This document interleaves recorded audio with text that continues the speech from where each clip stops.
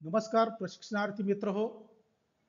मी जयराम ससाने, गणित तथा चित्रकला निदेशक, स्वातंत्र्यवीर सावरकर औद्योगिक प्रशिक्षण संस्था नाशिक.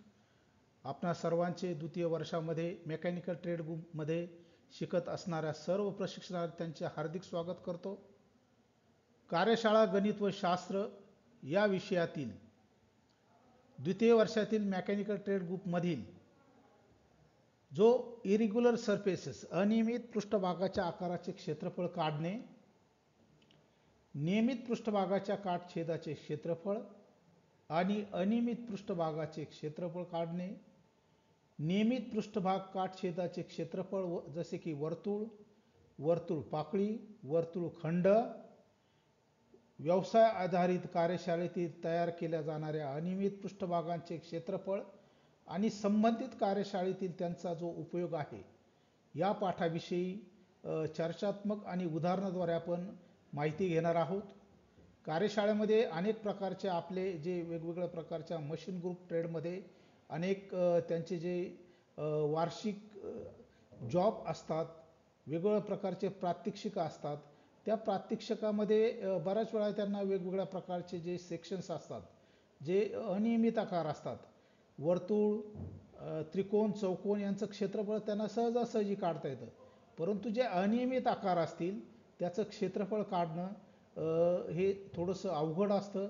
अशा वेळेस क्षेत्रफळ काढताना जी क्षेत्रफळातील भौमितिक आकृत्यांची त्रिकोण, चौकोन, पंचकोन, षटकोन यांची जी क्षेत्रफळाची सूत्र आहेत ती एकत्रित करून आपल्याला या पाठावरील उदाहरणे या पाठामध्ये आपण बघणार आहोत. या पाठामध्ये आपण बघतो बघा सर्कल, वर्तुळ. वर्तुळाचे जे काही भाग आहेत, पार्ट्स ऑफ सर्कल, कारण की या पाठामध्ये आपल्याला वर्तुळ, वर्तुळाचे क्षेत्रफळ, वर्तुळ पाकळी, नंतर वर्तुळ सेक्टर ऑफ सर्कल, वर्तुळ खंड इत्यादीवरील उदाहरणे आपल्याला बघायचे आहेत. या ठिकाणी आपण बघतोय हे एक सर्कल दिलेलं आहे, जे वर्तुळ आहे. वर्तुळाचे जे भाग आहेत त्या भागांची इथं विस्तृत वर्णन केलेलं आहे. ही जी लाईन दिसते बघा, ही वर्तुळाची स्पर्शिका आहे, टँजेंट. नंतर ही वर्तुळाची जीवा आहे, कॉर्ड. वर्तुळाचा जो परिघ आहे, जो आर्क आहे, आर्क आणि कॉर्ड दरम्यानचे जो अंतर आहे त्याला सेक्टर ऑफ सेगमेंट किंवा सर्कल सेगमेंट असं म्हटलं जातं. ही वर्तुळाचा व्यास आहे, डायमीटर. नंतर हा केंद्रबिंदू आहे, हा सेकंड आहे, छेदनबिंदू. हा वर्तुळाचा सर्कम्फरन्स आहे, हा वर्तुळाचा रेडियस आहे, त्रिज्या. आणि वर्तुळाचा व्यास, केंद्रापासूनचं अंतर आणि त्रिज्या यांच्यामध्ये जो आर्क तयार होतो याच्यातील जो भाग असतो त्याला आपण सेक्टर ऑफ सर्कल असं म्हटलं जातं. या आकृतीत बघूया आपण बघा, हा जो भाग आहे हा भाग या वर्तुळाचा सेगमेंट आहे, ही त्याची जीवा आहे. नंतर ही त्याची त्रिज्या आहे. या त्रिज्या आणि आर्क याच्यामध्ये हा जो भाग आहे हा सेक्टर ऑफ सर्कल आहे आणि एवढा जो भाग आहे हा वर्तुळाचा आर्क असतो. पुढे येऊया आपण. या ठिकाणी काही उदाहरणं बघणार आहोत. उदाहरणावरूनच आपल्याला कळेल की वर्तुळ आणि वर्तुळ पाकळी याच्यावरील उदाहरणाद्वारे त्याचे सूत्रही आपल्याला परिचयाचे आहेत. मागील वर्षामध्येच आपण क्षेत्रफळाची जी विविध सूत्र आहेत, वर्तुळावरील आधारित उदाहरणे आपण त्या मागील वर्षी बघितलेली आहेत. त्या पाठाचा सारांश या ठिकाणी आपण बघणार आहोत. या ठिकाणी उदाहरण आहे बघा, 7 सेंटीमीटर त्रिज्या असलेल्या वर्तुळाचे क्षेत्रफळ काढा. जर त्रिज्या दिलेली असेल तर वर्तुळाचं क्षेत्रफळाचं सूत्र आपण वापरतोय, ए बरोबर पाय आर वर्ग. ए स्टँड फॉर एरिया. ए पाय, पायची किंमत आपण 22/7 किंवा 3.14 अशी घेत असतो. ए बरोबर पाय गुणिले 49. 49 पाय म्हणजेच 49 गुणिले 22/7 केल्यानंतर आपल्याला या 7 सेंटीमीटर त्रिज्या असलेल्या वर्तुळाचा जो क्षेत्रफळ आहे ते 153.9 mm वर्ग इतकं मिळालेलं आहे. पुढील उदाहरण एक यार्ड असं एकक असलेलं आपण बघत आहोत की ज्यामध्ये आपण व्यासाचा विचार करतोय. या उदाहरणामध्ये आपण त्रिज्येचा विचार करून उदाहरण सोडवलेलं आहे. या उदाहरणामध्ये आपण जो वर्तुळाचा व्यास आहे वर्तुळाचा व्यास आणि त्रिज्या याच्यात फरक असते. त्रिज्या ही व्यासाच्या निम्मे असते, तर व्यास हा त्रिज्येच्या दुप्पट असतो. या ठिकाणी सर्कलमध्ये जे वर्तुळ दिलेला आहे त्याचा जो व्यास दिलेला आहे, डायमीटर दिलेला आहे, हा 24 यार्ड दिलेला आहे. त्यावरून आपण जर त्याची त्रिज्या घेतली तर त्रिज्या दिलेला डायमीटर भागिले 2, डी बरोबर 24, d/2, तर आपल्याला या वर्तुळाची त्रिज्या मिळते 22. सूत्रात किमती टाकल्यानंतर जे वर्तुळाचं क्षेत्रफळाचं सूत्र आहे, ए बरोबर पाय आर वर्ग, ए बरोबर पाय 12चा वर्ग, पाय गुणिले 144, पाय गुणिले 144 हा 22/7 गुणाकार केल्यानंतर या 22 यार्ड व्यास असलेल्या वर्तुळाचं क्षेत्रफळ आपल्याला या उदाहरणात मिळालेलं आहे 4.52.4 चौरस यार्ड. यानंतर आपण एक उदाहरण बघतोय बघा, सेमी सर्कल, हा अर्धवर्तुळाचं 22 सेंटीमीटर व्यास असलेल्या अर्धवर्तुळाचे क्षेत्रफळ किती असेल. या ठिकाणी अर्धवर्तुळ काढलेलं आहे. अर्धवर्तुळाचा जो व्यास दिलेला आहे 22 सेंटीमीटर, म्हणजेच त्याची त्रिज्या जी येईल आपल्याला डायमीटर भागिले 2, 22/7, रेडियस याची 11 मिळालेली आहे. जर आपण या पूर्ण वर्तुळाचं सर्कल काढलं, त्याला 2 ने भागलं तर आपल्याला अर्धवर्तुळाचं क्षेत्रफळ मिळतं. या ठिकाणी सूत्र तयार झालेलं आहे, ए बरोबर पाय छेद 11चा वर्ग छेद 2, तर ए बरोबर 121 पाय छेद 2. तर या अर्धवर्तुळाचा, हाफ सर्कलचा, सेमी सर्कलचा आपल्याला जे क्षेत्रफळ आहे ते 190.1 सेंटीमीटर वर्ग इतकं या ठिकाणी मिळालेलं आहे. यानंतर येऊया आपण बघा वर्तुळ पाकळी. वर्तुळ पाकळी म्हणजे काय. सेक्टर हा वर्तुळाचा एक भाग आहे जो त्याच्या 2 त्रिज्या आणि त्यांना लागून असलेल्या चाप मध्ये बंदिस्त असतो. इथं आपण बघतोय बघा, हे हा जो भाग आहे, हे जे वर्तुळ आहे, वर्तुळाचा एवढा जो एरिया आहे हा या वर्तुळाचा सेक्टर आहे.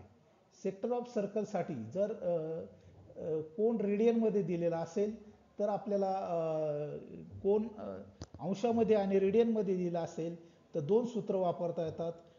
जर कोन थिटा हा अँगल डिग्रीमध्ये असेल तर ए बरोबर थिटा छेद 360 गुणिले पाय आर वर्ग. पाय आर वर्ग हे वर्तुळाच्या क्षेत्रफळाचं सूत्र आहे. जर आपल्याला जो अँगल आहे, कोन आहे, तो रेडियनमध्ये दिलेला असेल तर सूत्र आपल्याला इथं वापरता येतो, ए थिटा बाय 2 पाय गुणिले पाय आर वर्ग. तर 2 पाय रेडियनची किंमत ही 360 डिग्री इतकी असते. अशा वेळेस क्षेत्रफळ काढताना वर्तुळ पाकळीचं ए बरोबर 1/2 आर स्क्वेअर थिटा हे सूत्र वापरलं जातं. पुढे बघूया आपण बघा, वर्तुळखंड म्हणजे काय.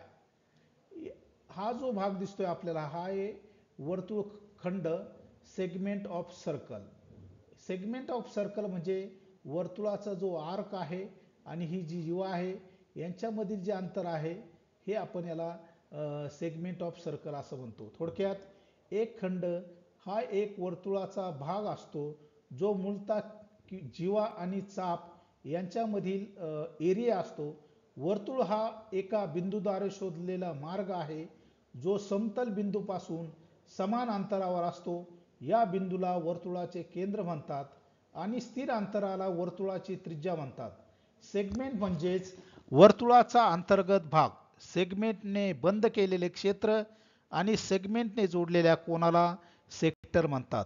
वर्तुळाच्या सेगमेंटचे क्षेत्रफळ सेक्टरच्या आत तयार झालेल्या त्रिकोणाला सेक्टर असलेल्या सेक्टरमधून वजा करून ठरविले जाते. या ठिकाणी आपण काही उदाहरणं बघणार आहोत. एक सेक्टर ऑफ सर्कल दिलेला आहे, ज्याची त्रिज्या दिलेली आहे 6 सेंटीमीटर आणि त्याचा अँगल दिलेला आहे 60 डिग्री सेंटीग्रेड. या ठिकाणी पायची किंमत आपल्याला 22/7 इतकी घ्यायची आहे. इथं आकृतीद्वारे आपण बघतोय बघा, हा कोन आपण इथं दाखवलेला आहे आणि याची त्रिज्या इथं दाखवलेली आहे. जर जे सूत्र आपल्याला माहित आहे सेक्टर ऑफ सर्कलचं, थिटा छेद 360 डिग्री गुणिले पाय आर वर्ग, तर या OACB हा जो ही जी वर्तुळ पाकळी आहे यात आपण किमती टाकल्या असता 60 डिग्री छेद 360 डिग्री गुणिले 22/7 गुणिले 6, तर या ठिकाणी आपल्याला हा सेक्टर ऑफ सर्कल याची किंमत मिळते 132/7 सेंटीमीटर वर्ग. पुढचं उदाहरण बघूया आपण. वर्तुळखंड सेगमेंट ऑफ सर्कल या उदाहरणामध्ये आपल्याला बघा दिलेला आहे जो कोन दिलेला आहे 150 डिग्री दिलेला आहे आणि याची त्रिज्या जी आहे बघा ही त्रिज्या आपल्याला 10 सेंटीमीटर आहे. तर या भागाचं म्हणजे सेगमेंट ऑफ सर्कलचं आपल्याला काय करायचं या ठिकाणी क्षेत्रफळ काढायचं आहे. या ठिकाणी जर बघितलं आपण साइन थिटा आपलं जे सूत्र आहे 150 बाय पाय बाय 180 रेडियन किंवा पाय बाय 6 रेडियन. साइन थिटाची किंमत ही आपल्याला 150.5 अशी मिळालेली आहे. म्हणून जो शेडेड पोर्शन आहे एक सूत्रात आपण किमती टाकल्या 1/2 पाय 5 पाय छेद 6 वजा 0.5 आपण साइन 150 ची किंमत घेतलेली आहे. इथं त्रिज्येची किंमत घेतलेली आहे r वर्ग.